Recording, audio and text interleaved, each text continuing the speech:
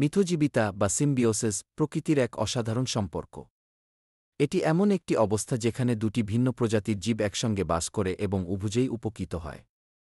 ভাবুন কিভাবে একটি গরু এবং তার অন্ত্রে থাকা ব্যাকটেরিয়া একে অপরকে সাহায্য করে।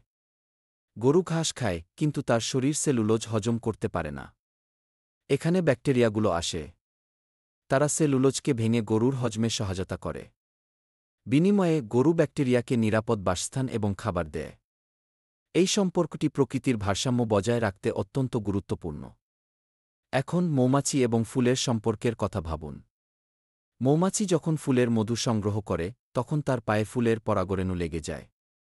পরবর্তীতে যখন মৌমাছি অন্য ফুলে যায় তখন সেই পরাগরেণু ছড়িয়ে পড়ে, যা ফুলের বংশবৃদ্ধিতে সহায়তা করে। মৌমাছি মধু পায় এবং ফুল তার বীজ উৎপাদনে সাহায্য পায়।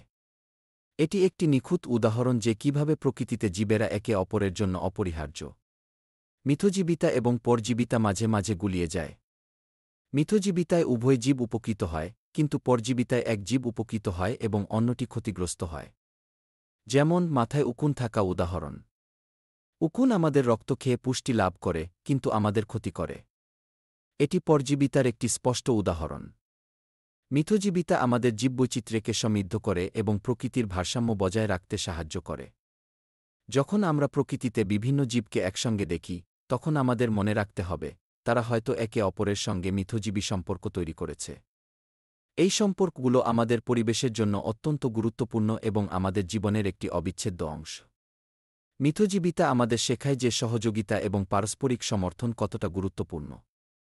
এটি আমাদের জীবনের প্রতিটি ক্ষেত্রে প্রযোজ্য।